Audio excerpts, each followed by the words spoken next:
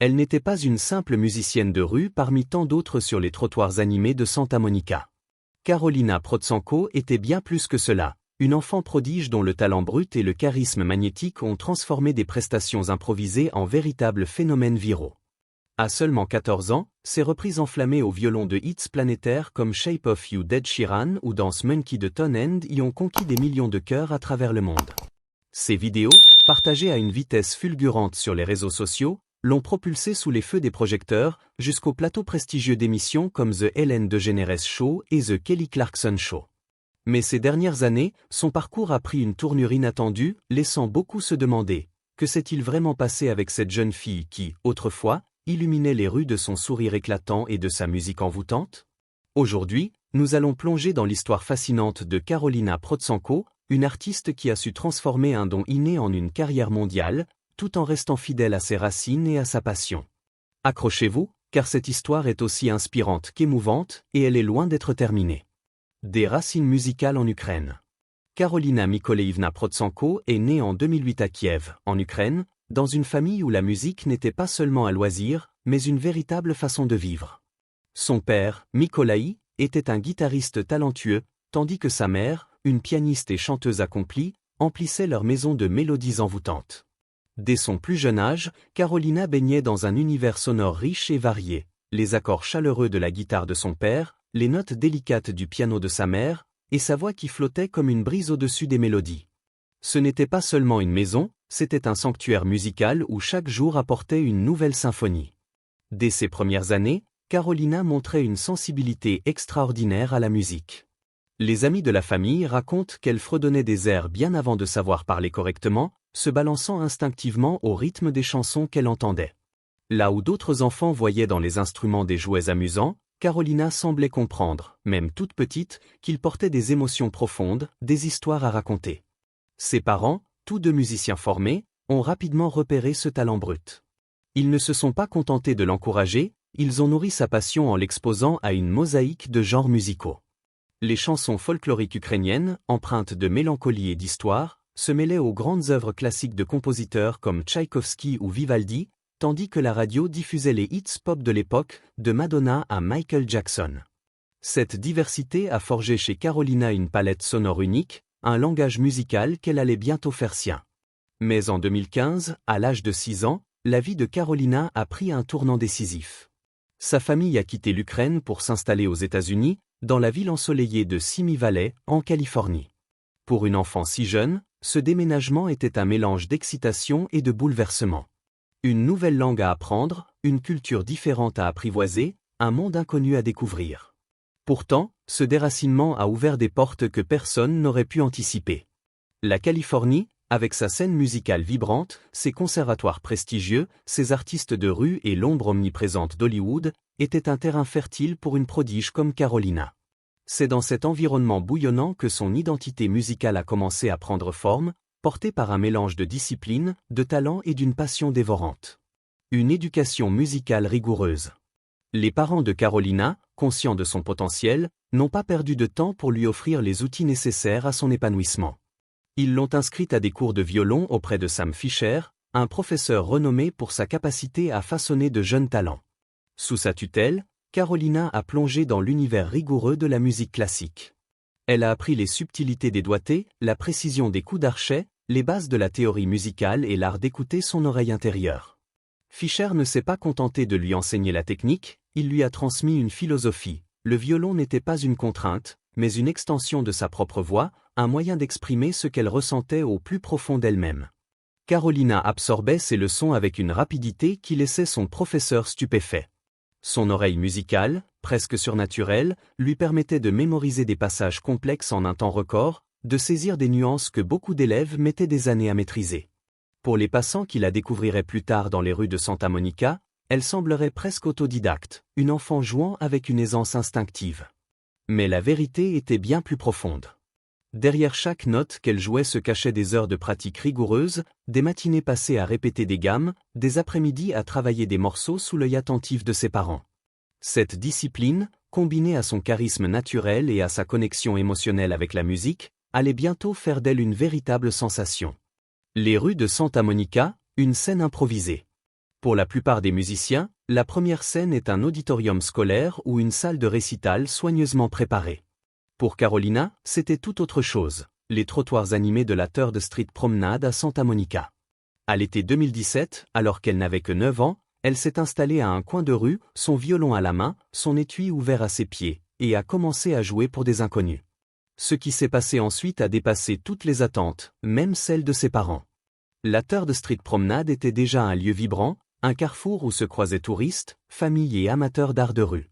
Les boutiques bordaient les allées, les conversations fusaient, et les sons des autres artistes se mêlaient au brouhaha ambiant. Mais lorsque Carolina a posé son archet sur les cordes, quelque chose a changé. Les passants, pressés quelques instants plus tôt, se sont arrêtés. Les touristes ont rangé leurs cartes et leurs sacs pour écouter. Les habitants, habitués au flot constant des performés, se sont adossés au mur, captivés. Carolina ne jouait pas seulement des notes, elle racontait une histoire. Son répertoire, un mélange audacieux de hits contemporains comme Shape of You d'Ed Sheeran, Believe d'Imagine Dragon ou Love Story de Taylor Swift, prenait une dimension nouvelle sous les cordes de son violon. Ces chansons, familières à tous, devenaient magiques, réinventées par une enfant dont l'énergie et la passion transcendaient son jeune âge. Rapidement, les téléphones se sont levés. Les vidéos de cette petite fille ukrainienne jouant avec une assurance déconcertante ont commencé à inonder Facebook, YouTube et Instagram.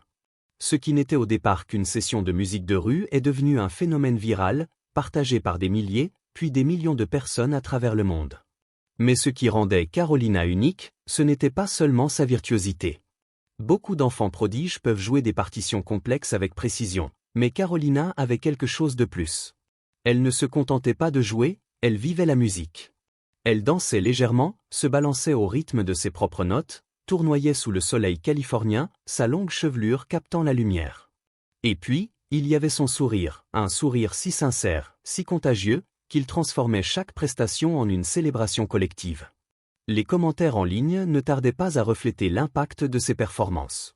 Quand je l'entends jouer, j'ai l'impression que la vie est plus légère, écrivait un fan. Un autre, qui l'avait vu en direct, décrivait l'expérience comme quelque chose qu'on ne vit qu'une fois dans sa vie. Ces moments ne se limitaient pas à la petite monnaie jetée dans son étui. Chaque note qu'elle jouait plantait une graine, portée par les réseaux sociaux jusqu'à des millions de foyers. En quelques mois, Carolina s'est constituée une communauté fidèle, des fans impatients de découvrir sa prochaine vidéo ou de la voir réapparaître sur les trottoirs de Santa Monica. Une notoriété virale. En 2018, Carolina a transformé ce buzz viral en une véritable carrière numérique. Ses prestations de rue avaient déjà attiré des millions de vues grâce aux vidéos filmées par des passants, mais elle était prête à prendre les rênes de son propre récit. Cette année-là, elle a lancé sa chaîne YouTube officielle avec une reprise poignante de My Heart Will Go On, le thème emblématique du film Titanic. Le choix de cette chanson n'était pas anodin. Avec sa mélodie intemporelle et son émotion universelle, elle a touché une corde sensible chez les spectateurs du monde entier. La vidéo a rapidement gagné en popularité, attirant des millions de vues et confirmant que Carolina n'était pas seulement une sensation passagère. Encouragée par cette réponse, elle s'est mise à publier régulièrement, développant une présence numérique qui se distinguait par sa constance et sa diversité. En quelques années, elle a créé 3 chaînes YouTube distinctes, l'une dédiée à ses reprises au violon, une autre pour des vlogs lifestyle offrant un aperçu de son quotidien, et une 3e centrée sur ses performances vocales. Chacune de ces chaînes ouvrait une fenêtre différente sur son univers. Les reprises mettaient en avant sa maîtrise technique, les vlogs révélaient sa personnalité pétillante et accessible, et les performances vocales montraient son audace à explorer de nouveaux horizons artistiques. Son répertoire était aussi varié qu'ambitieux. Carolina s'attaquait à des hits mondiaux comme Despacito de Luis Fonsi, Alléluia de Leonard Cohen, Never Enough du film The Greatest Showman ou encore So Me On You Love de Lewis Capaldi. Mais elle ne se contentait pas de reproduire ses chansons, elle les réinventait. Là où les originaux reposaient sur des voix puissantes ou des productions modernes, Carolina leur donnait une nouvelle vie à travers son violon, insufflant une élégance classique mêlée d'une énergie juvénile. Ses reprises étaient tour à tour espiègles, émouvantes ou profondément déchirantes, capturant l'essence des chansons tout en y ajoutant sa propre signature. En 2023, ces efforts ont porté leurs fruits de manière spectaculaire. Ensemble, ces chaînes YouTube ont dépassé les 2 milliards de vues, un exploit qui la place parmi une poignée de musiciens nés sur Internet ayant atteint une influence mondiale. Mais son succès ne se mesurait pas seulement en chiffres. Il se voyait dans la communauté qu'elle avait construite. Contrairement à certains créateurs qui restent distants, Carolina était proche de ses fans. Elle répondait à leurs commentaires, partageait les coulisses de ses répétitions, et n'hésitait pas à montrer ses moments de doute face à un morceau difficile. Elle laissait aussi entrevoir sa vie de famille, ses parents musiciens, ses jeunes frères souvent présents dans ses vlogs, offrant une authenticité qui donnait à ses abonnés l'impression de grandir avec elle.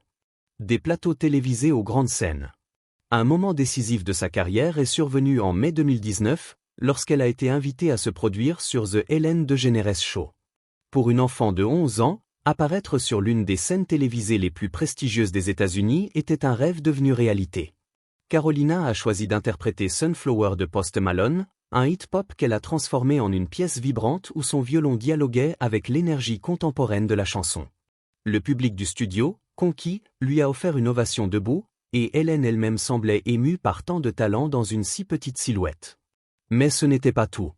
À la fin de sa prestation, Ellen a surpris Carolina avec un cadeau inoubliable, un violon bleu personnalisé, orné de stickers à son nom, et un bocal à pourboire contenant 11 000 $ en liquide.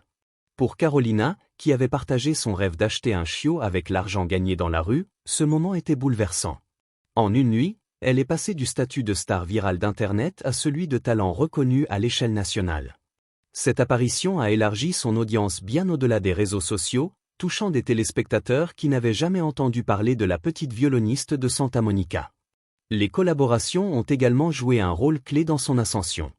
L'une des plus marquantes fut avec Daniel Vital, un saxophoniste italien lui aussi issu du monde des performances de rue. Ensemble, ils ont créé des duos époustouflants où le violon de Carolina et le saxophone de Vital se mêlaient en une alchimie urbaine. Leur interprétation de Dance Monkey ou de Shallow de A Star Is Born a captivé des millions de spectateurs, notamment en Europe où Vital avait déjà une base de fans. En 2022, leur collaboration a donné naissance à un album commun, Finally Together, qui a trouvé un écho auprès de leurs publics respectifs.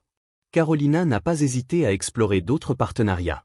Elle s'est associée à Angelica Hale, finaliste d'America's Got Talent, pour une interprétation puissante de Symphonie de Zara Larsson. Ce duo, plus qu'une simple performance, était une déclaration, deux jeunes prodiges unissant leurs talents pour créer quelque chose de plus grand que la somme de leurs parties. Mais l'un des moments les plus personnels de sa carrière est survenu sur le plateau du Kelly Clarkson Show.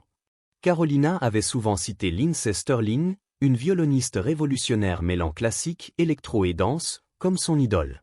Lors de l'émission, Lindsey est apparue par surprise, offrant à Carolina un violon personnalisé et l'invitant à jouer un duo en direct.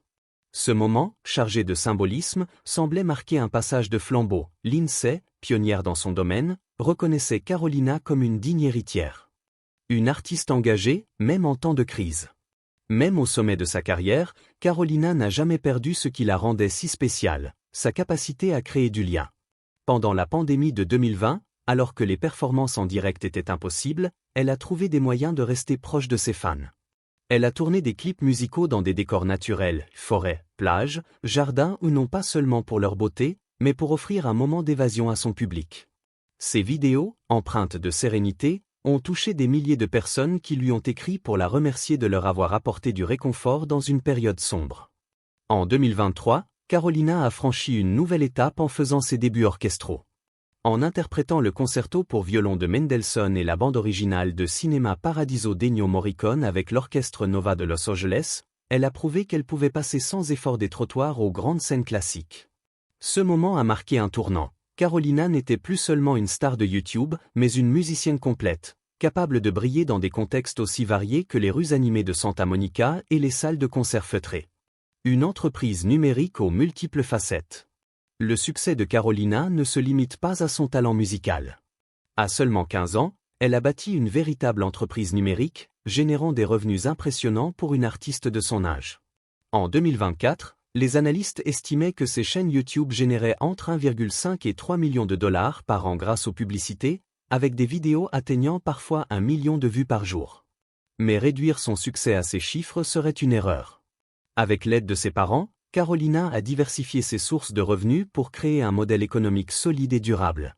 Elle vend des CD et des albums numériques, dont son projet collaboratif Finally Together avec Daniel Vital, disponible sur des plateformes comme Spotify, Apple Music et Amazon Music. Ses ventes, bien que modestes comparées aux géants de l'industrie, sont très rentables grâce à une production indépendante. Ses performances en direct, qu'il s'agisse de concerts payants ou de pourboires collectés dans la rue, constituent une autre source de revenus. Ses débuts orchestraux en 2023 ont ouvert la voie à des cachets plus conséquents, renforçant sa crédibilité en tant qu'artiste classique. La vente de produits dérivés ou t-shirts, suites à capuche, affiches et accessoires à son effigie, est un autre pilier de son empire. Ces articles, souvent ornés de citations inspirantes, séduisent son jeune public mondial, qui voit en eux un moyen de soutenir leur artiste préféré tout en participant à son aventure. Les partenariats avec des marques, notamment dans la musique et le lifestyle, apportent également des revenus substantiels, tout en élargissant sa visibilité. Contrairement à certains influenceurs, Carolina choisit ses collaborations avec soin, privilégiant des marques en phase avec son image positive et familiale. Enfin, elle a exploré des plateformes comme Patreon, où ses fans les plus fidèles soutiennent son travail via des dons mensuels en échange de contenus exclusifs. Ce modèle, combiné à ses autres activités, lui assure une stabilité financière rare pour une artiste si jeune. Avec ses parents à ses côtés pour gérer sa carrière, Carolina est restée indépendante, gardant le contrôle de son image et de sa musique, une liberté que peu de jeunes artistes peuvent revendiquer. Que s'est-il vraiment passé avec Carolina ? L'expression « que s'est-il vraiment passé » évoque souvent un scandale ou une disparition mystérieuse. Mais pour Carolina Protsenko, la réponse est bien plus simple et infiniment plus inspirante. Elle a grandi. À 16 ans, bientôt 17, elle n'est plus seulement l'enfant prodige qui enchantait les passants à Santa Monica. En juillet 2025, elle a fait une annonce audacieuse. Désormais, elle se produirait sous le nom de Carolina Rose. Ce changement de nom n'était pas anodin. Protsenko était associée à ses débuts, à ses vidéos virales, à l'innocence de ses premières années. Rose, en revanche, symbolisait la maturité, la beauté et l'affirmation de soi. C'était le signe qu'elle était prête à s'émanciper, à écrire un nouveau chapitre de son histoire. En août 2025, Carolina a sorti son premier single original, Advice. Ce n'était pas une simple reprise, mais une œuvre personnelle, avec ses propres paroles et sa propre musique. Pour ses fans, ce moment était à la fois excitant et teinté de nostalgie. Excitant, car il marquait son entrée dans un espace créatif authentique. Nostalgique, car il signifiait dire adieu à l'enfant qu'elle avait été. Advice a montré que Carolina n'était pas seulement une virtuose du violon, mais une artiste complète, capable de raconter ses propres histoires. Alors, que s'est-il vraiment passé avec Carolina Protsenko ? Elle a évolué, passant de la fillette de 9 ans jouant sur les trottoirs à une artiste internationale qui s'affirme aujourd'hui sous le nom de Carolina Rose. Son histoire n'est pas celle d'une disparition, mais d'une transformation. Et la question qui se pose maintenant, jusqu'où ira-t-elle ? Conquérera-t-elle les classements pop avec ses propres chansons ? Retournera-t-elle un jour aux trottoirs qui l'ont vu naître ? Une chose est sûre, son voyage est loin d'être terminé. Dites-nous ce que vous pensez de l'histoire de Carolina dans les commentaires. Quelle est votre reprise préférée ? Ou peut-être êtes-vous impatient d'entendre ces nouvelles compositions ? N'oubliez pas de liker, partager et vous abonner pour ne rien manquer des prochaines histoires inspirantes comme celle-ci. Car une chose est certaine, Carolina Rose n'a pas fini de nous surprendre.